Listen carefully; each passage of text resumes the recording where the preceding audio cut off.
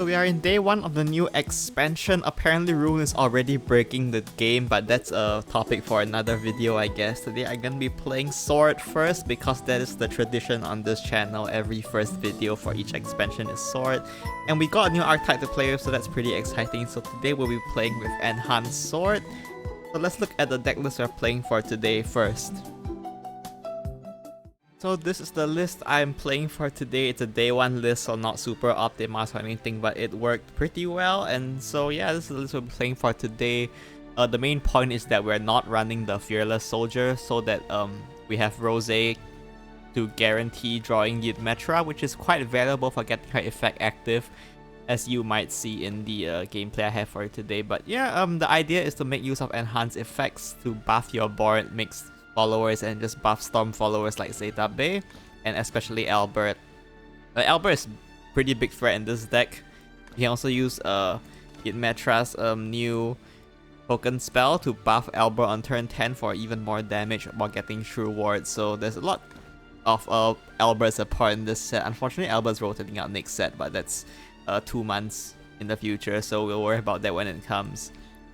So other than that, this card, Majestic Conquest, crazy strong card. Sometimes the matches just get decided by whether you draw this card or not, which is quite interesting, I suppose. And then for my personal taste, I guess I'm running the one of Kagemitsu here. He has decent synergy with your ability to buff stuff because you can super evo him and punch face, obviously. And then even if you don't super evo him, if you buff him, he can become a threat if your opponent doesn't clear him. So that is the idea. So yeah, this is the list we're playing for today. Let's look at some games. So our first match here is going to be the Mirror. The Mulligan is still work in progress on like what is the ideal, but in this case I keep Yidmetra. Going second, I would actually consider keeping Loyal Guard, but in the Mirror, finding Majestic Conquest is quite important, so being able to pick that up is quite nice. Enhanced Sword seems quite popular right now, so you can expect to play against the Mirror a lot, so I guess including a game on the Mirror is quite helpful here. Here my opponent is playing Randall, which is an interesting decision for sure. Go ahead and draw Yidmetra here. I am not coining Eltsword. This is definitely a misplay on my part that I can know for sure now. If you look at my hand, I'm most likely playing Majestic Conquest next turn. So if I want to coin out the depths of the Eltsword, I'm better off doing it next turn where I can get a free Fearless Soldier alongside it instead of this turn where I don't really get much value. It does save me 3 damage, but next turn if I'm playing Majestic Conquest, I'm likely taking damage from whatever follower they played this turn anyway. They end up playing the Fearless Soldier, so you can see I do end up taking the 3 damage anyway, which wouldn't have happened. I mean, would have been, so it would have been better, I think, if I just played the if I held on to the Majestic, I mean the Eltsword, the Elt spell, Yidmetra's token spell. So I'm still getting used to the name, so I'm still stuttering a bit here. Held onto the spell for turn 3 instead. Here we make use of Loyal Guard. This card is very, well, it's quite good. I don't know, it falls off in the late game, I think. You might, but a lot of current decks actually run Storm, so you might even consider running 3 copies, but for now, I'm just running 2. And we just sort of use Enhance to tide ourselves over. In the ideal situation with this deck, you want to coin Heartless Strategist on turn 5, going second, but in this case, I was forced to spend my coin early on to not take 3 damage to the face, so didn't get to do that here. We go ahead and play the Enhanced Majestic Conquest. You can see that it actually affects the countdown, because if you read the text here, the Enhanced tree says to delay the count of your crest, meaning that even if you have the crest, you can still delay it by 2 more turns, so that's an important thing to remember for this deck, I suppose. There is the Heartless Strategist from my opponent, and they will drop the Fearless Soldier, pretty standard turn 6 play from my opponent there. We'll go ahead and go for Yidmetra here since we can activate it. Go ahead and evolve that as well, and now we can start buffing our board with stuff. We hold on to the depths of the Eltsword here. This board is quite weak, so it's not really worth buffing. We have 2 Alberts in hand, which is quite strong. So my opponent will go ahead and set up their own Yidmetra crest effect. Oh, sorry, faith effect, I guess. And they go ahead and use Serenity Shield to buff their board, which is quite threatening, but thanks to the broken spell the broken card that is Majestic Conquest, we can clear this board quite cleanly. We drop a Fearless Soldier as well. And go ahead and use Depths of the Eldsword to go ahead and clear one more follower. I'll keep buffing my board even more. The reason why I don't save Depths of the Eldsword here for pairing with Albert, for example, is because this deck doesn't have that much healing anyway, so you don't really need to go for a massive Albert. We're likely gonna chain Albert in the next 2 turns anyway, so there's not really any space for that spell to come into play with this game plan. So we just go ahead and use the spell to buff my board here and make a more threatening board for my opponent to have to answer. One drops Advent of the Eldsword here, which I guess they are running. They will go ahead and clear my board, leaving one follower alive, I suppose. Oh, using Glittering Gold to clear it, I guess. And then we can just go ahead and use Albert. Thankfully we have Majestic Conquest. You can see this crest absurdly strong. We have it to clear the fighter here so that we can go Albert face. And if they don't do something to run out of range, we can just Albert next turn for a game. So that's what we're looking at right now. One drops Noel, which is not gonna be enough to heal them out of range, even with the Super Evo on the Drain Fighter. You can see here, so they will still be well in range of Albert's new 14 damage range. That's it for this game. A pretty clean game. You can see how strong Majestic Conquest is in the mirror, so yeah, definitely I would say you should try to look for it a bit more aggressively in the mirror compared to other matchups.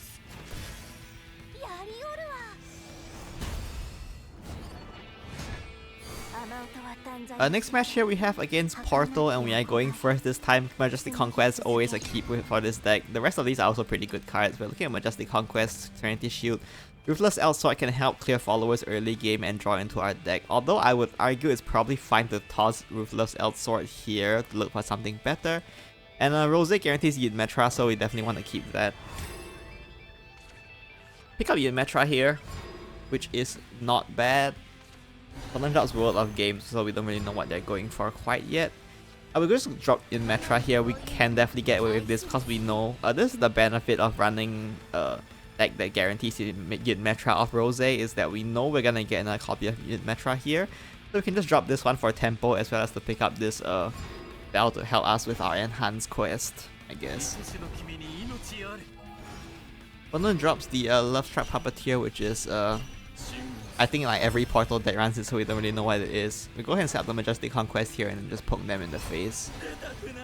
Opponent accelerates Standard Puppet. This looks like it will probably end up being the what's his face, the new Evo deck, or something based on the new cards anyway. We can go ahead and use the Ruthless Eldsword as well as Depths of the Eldsword here to clear my opponent's board, and we can get some help with Fearless Soldier as well. Opponent drops everyone's favorite card, Imari, of course. They'll go ahead and draw into their deck. Hopefully they don't have too many spells, but since this is Portal we're talking about, there is the Light of the Dewdrop here, and they've drawn a Puppet into a Sincerity as well for a pretty nasty board. The only thing they could do that would be worse here is to coin another Sincerity, but thankfully they didn't quite have that. We go ahead and drop a Loyal Guard here, which will allow us to clear a few of these followers at least. Go ahead and trade to the Imari, and then Fearless Soldier can take out one more. We could consider playing Majestic Conquest here for just to get it out of our hand, but we don't really have a reason to right now, so we didn't really bother. We draw a Rose here. We had another in hand, so it's fine, but we're gonna go ahead and drop Rose here. Evolve the Yidmetra. We get her effect active. And then we just go ahead and hold on to the Depths of the Eldsword here. It will likely come in handy later on for clearing followers or just setting up board. Whichever is the priority, I guess, at the moment where I play it. Opponent drops the Camisilla, which is very annoying. This card is a lot of stats for 7 cost, so we still have to find an answer for that, I suppose. We're gonna draw Rose here, pick up our last Yidmetra as well, drop Majestic Conquest, so that we can get a rush follower out of playing this Depths of the Eldsword here. Go and use Rose to clear the Camisilla, and then we can evolve Yidmetra. Unfortunately, this is all our Yidmetra, so we won't be able to double stack the Faith effect this game. Although we rarely get to do it in general, so maybe it's not that surprising. Opponent's gonna go ahead and drop the second Camisilla, and they were super evil there as well, which is quite annoying for us right now.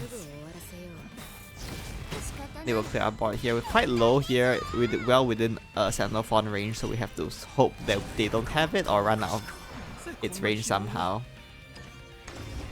Unfortunately, I'm forced to spend my last Evo point here on clearing their board, but I'm pretty lucky that I'm able to clear it at all by top decking this Loyal Guard. I can go ahead and just clear that follower. Thankfully, they're out of Evo points here, so even though I'm out as well, it's not completely lost yet. There's the Sandalphon. Very fortunate, I guess, that it didn't all go phase and kill me this turn, so that's good for me. And we get that last Evo point as well. Noelle here, we could go Albert phase, but I think it's much safer here to go Noelle to set up board as well as heal up from this drain follower.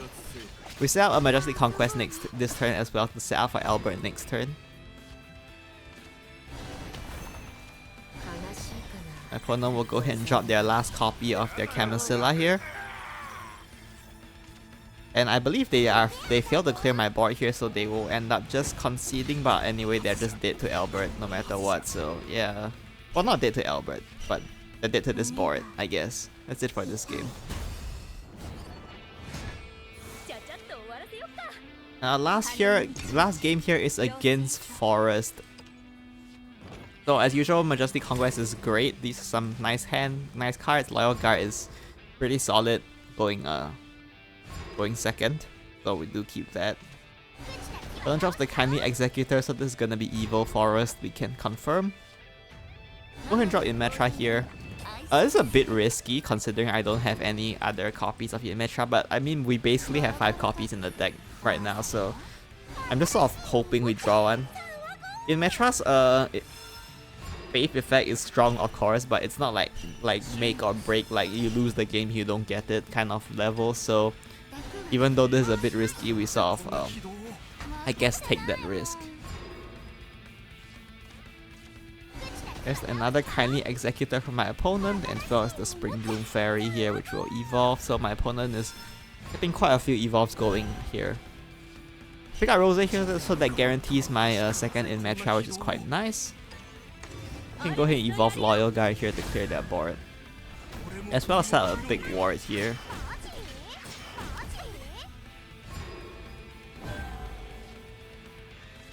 I'm gonna go ahead and use Glade, which is unfortunate because I think without Glade, Forest actually has a little bit of trouble answering this board, but unfortunately they do have Glade, so it's not great for me, but we do keep one follow here, which is nice, I suppose. Go ahead and just go wide here and poke them in the face. We're saving this Evo point for Yidmetra right now, so we don't really use it. Forest has a decent amount of healing anyway, so spending our Evo point too early to try and hit face might risk us running out of steam in the late game. And then go ahead and evolve that recovering Evo point with the Iwia here, which is quite strong.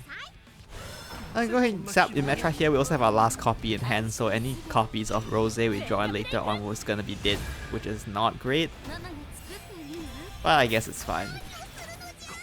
Again, we preserve our resources here by trading. The logic here is that UN Associate is coming anyway, so not having 3 bodies on board is actually ideal against UN Associate because we save 1 point of health by doing it this way. My opponent will just play a bunch of stuff, which is fine. I'm gonna drop the Zeta Bay here. And we can go ahead and use the Ruthless Eldsword to clear, hold on to the depths of the Eldsword. This Super Evil phase is probably a misplay, I would say. If you do the math here, even if they had 3 more health here, which will put them at 12, they're still dead to Albert next turn anyway. And if they don't die to Albert, then we have another Zeta Bay, or we have Noelle, or like a few different options here. So I really don't think this Super Evil was necessary at all. Although I guess, well, it doesn't even put us out of Gilnali's healing range because they have Sandalphon's Crest, right? So even that wouldn't help. So yeah, I think it was probably just better to not Super Evil here. But I guess I'm still learning, is my excuse.